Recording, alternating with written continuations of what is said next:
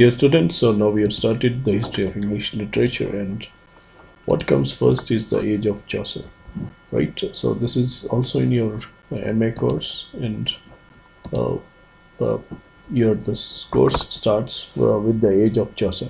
So the Age of Chaucer, it has been designated right from 1340 to 1450, or somewhere you will find it from 1343 to 1450. So need not worry about that. These are just divisions which have been made uh, on some basis, right?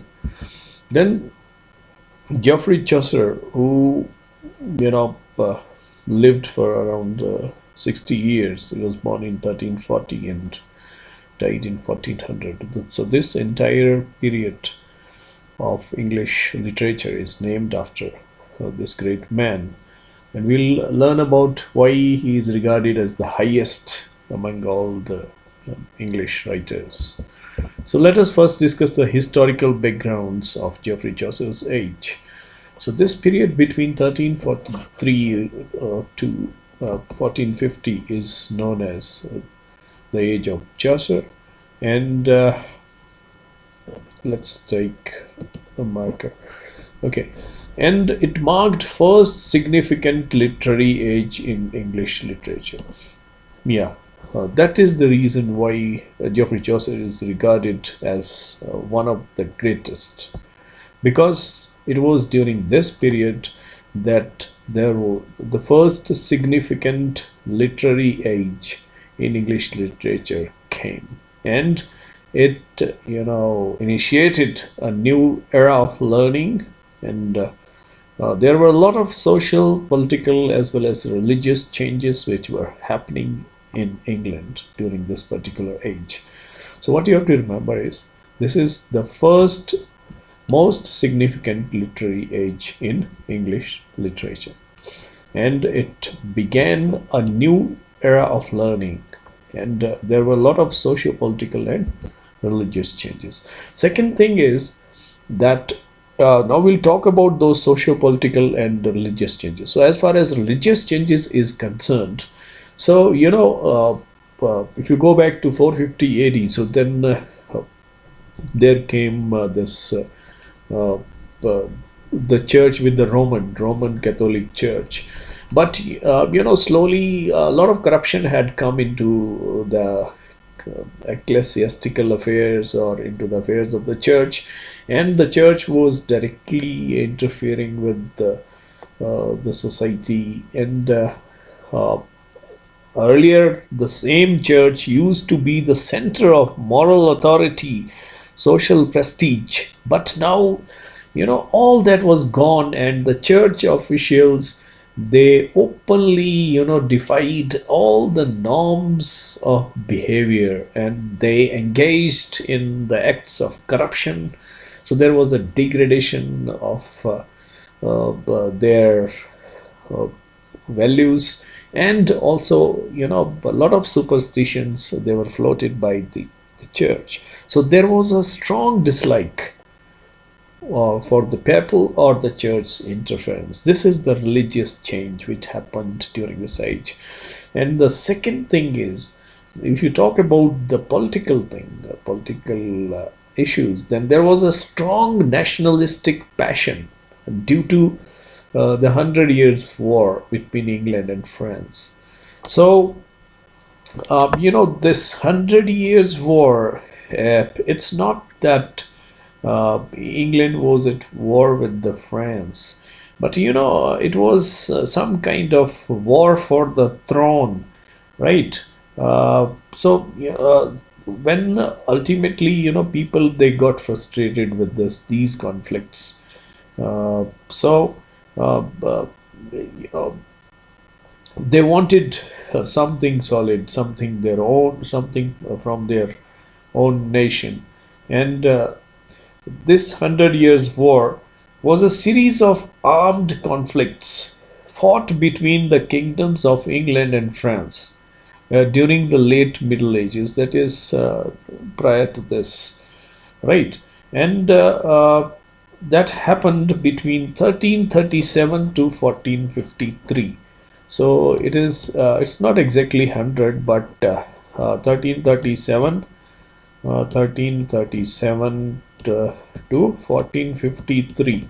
So it's around, I think, 100 plus 100 plus. Okay, 37 plus 16. So around 116 years. What we roughly call it 100 years war, right? 1337 to 1453. And this was the reason that because for the war people have to pay uh, through taxes. uh, so there was also a charged atmosphere due to the peasant revolt in England. This is another thing which accounted for a lot of social and political turmoil. The next is the middle classes were emerging as a strong social class. Okay, so middle classes, especially the traders, the people who were engaged in secondary jobs. Okay, so alchemists and the lawyers. So middle class was also emerging as a strong social class, in addition to the church and the feudal class. So there were basically three: church, the feudal class, and the peasants. So now the middle class also emerged as a strong social class. Then there was a transition from the age of medievalism to the age of modernism. And Geoffrey Chaucer was the night star of the medievalism and the morning sun of the modernism. And why we say this? Because the medievalistic literature was more didactic and moral kind of literature, which was more allegorical in nature, right? And there was talk of gods, or great deities, or men of high repute. But normal common man was nowhere seen in literature. So Geoffrey Chaucer, for the first time, he writes about the common man and about the common people, and that is what modernism is. Okay, so then last and the most significant, another significant event of the age was Black Death, or you also call it by the name Plague, the Great Plague of London. Okay, so this Black Death, affected around one third of population of England, and because of which, uh, you know, there was uh, there were a lot of things they were affected, like limited labors and other employable people. So this happened in February and May 1349. This Black Death. The date is 1349. Twice it struck in England. It was a kind of plague which was spread by the rats. Okay, and during those times we did not have any medical infrastructure or the vaccines like we have today. So ultimately, what happened? Around one third of England's entire population, was affected by this, and this uh, this plague, recurred in subsequently also 61, then 69, then 74, then 1390 and 1400. So this way, this Black Death, or you also call it a bubonic plague pandemic. So this is how things stand at the beginning of Geoffrey Chaucer's age. So this is a historical background. First, this is a period between 1343 to 1450, and the most significant literary age in English literature. And second is there was a strong dislike for church interference, and also they had lost the moral authority because of corruption, degradation, and superstitions that they spread in the society. And there was a strong nationalistic passion due to the Hundred Years' War, which were fought. As I told you, they were not continuously at war. So these wars were fought at intervals. between England and France.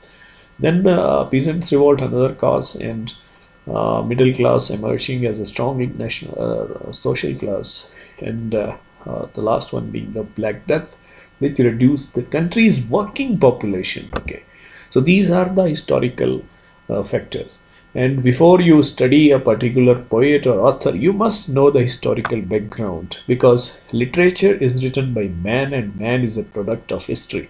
History, which consists of all the things, the socio-economic, political, and whatever environment that exists at that particular period of time. So, what are the characteristics of this particular period? First is language. So, the this age saw the emergence of the standard English language, uh, which you can call as the single biggest development of this age. And English, as English had previously been heavily curbed by the influence of French and Latin.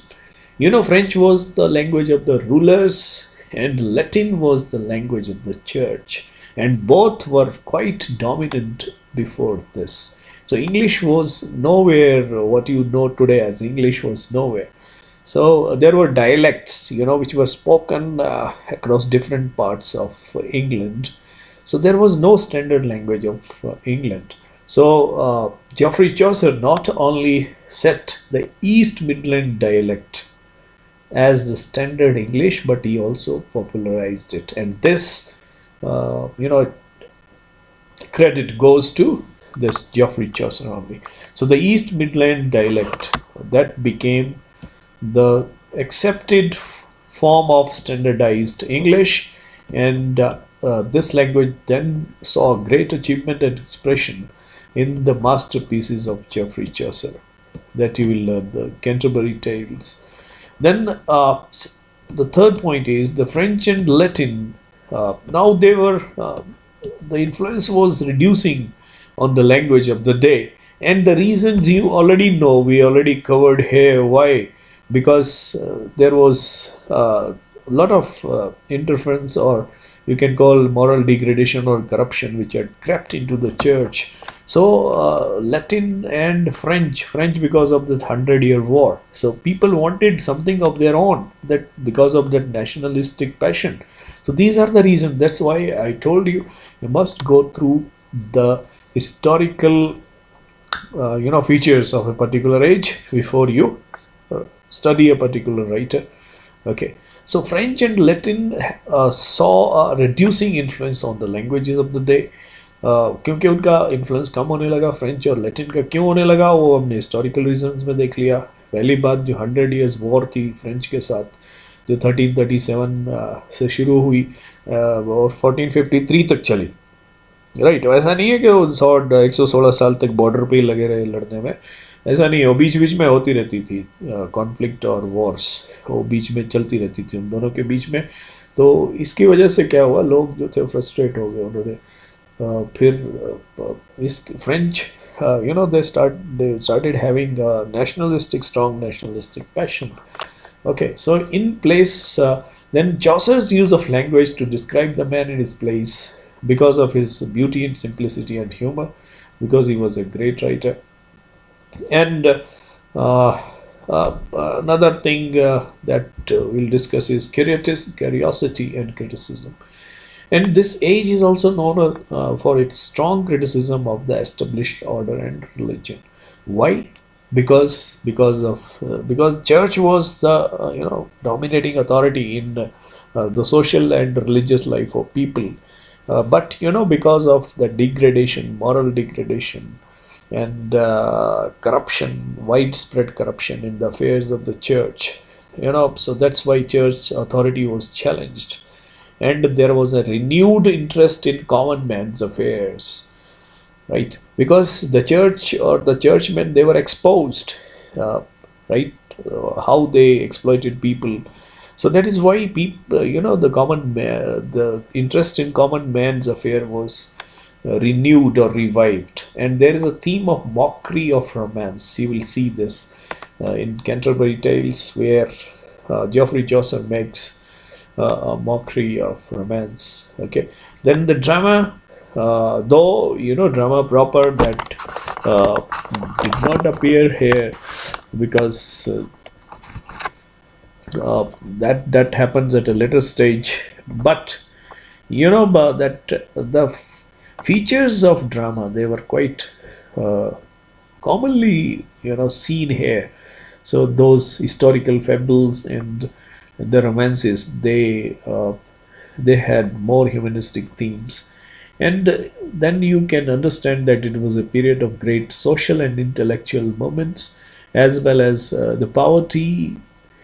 Because of that war, the common people had to suffer. There was unrest in the society, and kind of revolt where the peasants, they refused to pay taxes. And it had also that great plague of London, what you call as the Black Death, right?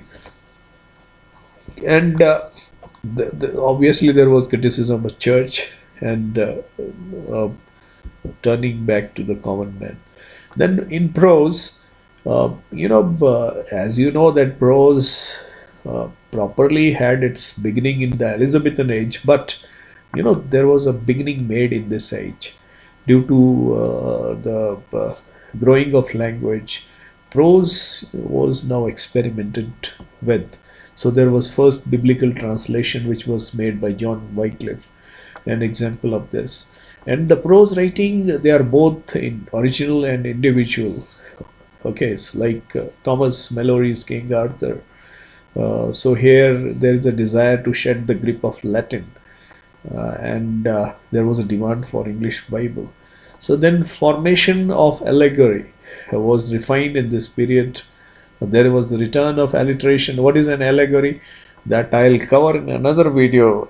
Just to tell you briefly, an allegory, it is uh, uh, there's a poem which tells you, which is about virtues and vices. So here characters are just embodiment of certain virtues or vices. कुछ अच्छाई या बुराई को जो characters represent करते हैं, वो इस तरह की पॉइंट को एलेगरी कहा जाता है. जैसे मान लो राजा हरिश्चंद्र. सो राजा हरिश्चंद्र का कैरेक्टर जो है वो उनके बारे में नहीं बताता है वो कैसे सफ़र किया, बल्कि ही रिप्रेजेंट्स ओनली ट्रुथ. वो सच्चाई का एक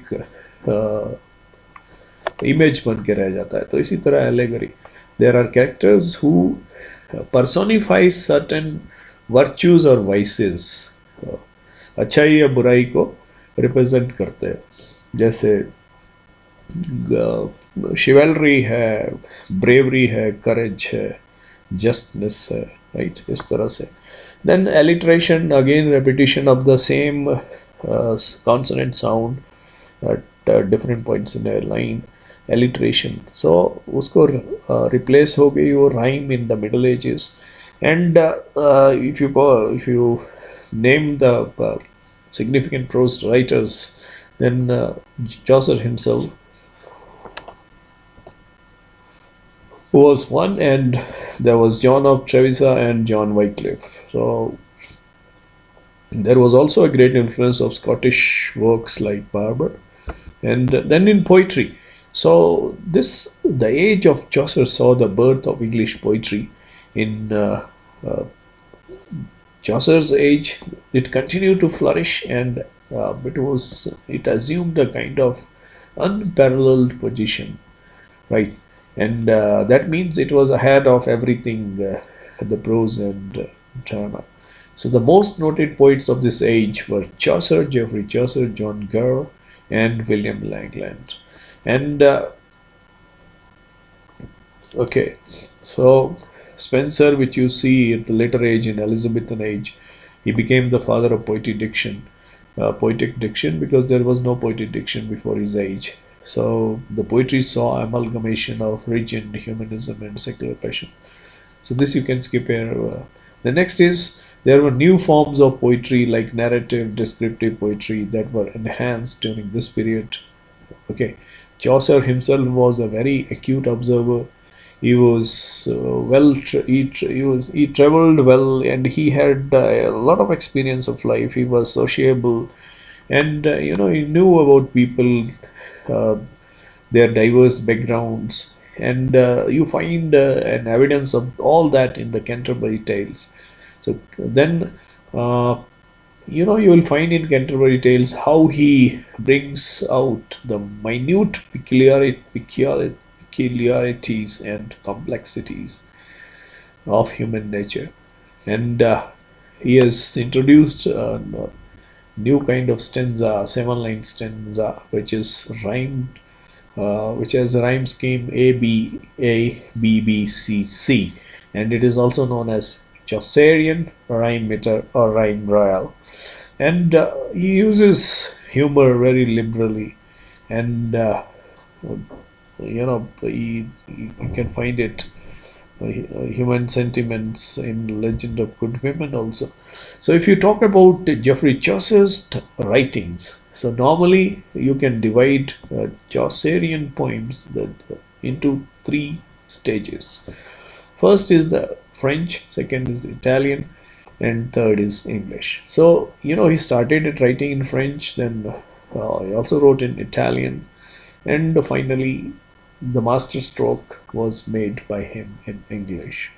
So in French, he has written the Roman of the Rose, which is an allegory written in octosyllabic couplets based on Le Roman de la Rose by Guillaume de Lares.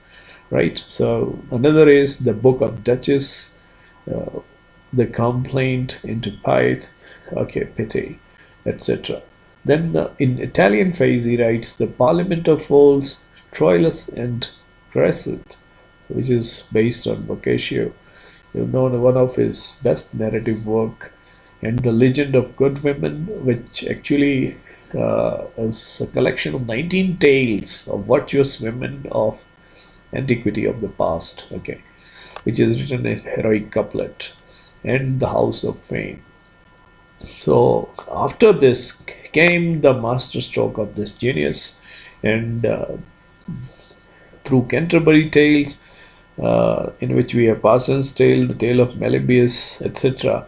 He not only sets English as the standard language of England, that is the East Midland dialect, but also popularizes it with his these great work. So this is all about this particular topic. Now we just gone through the historical background. Now we'll in the next video we'll discuss why Geoffrey Chaucer is regarded as the greatest of all in terms of English literature.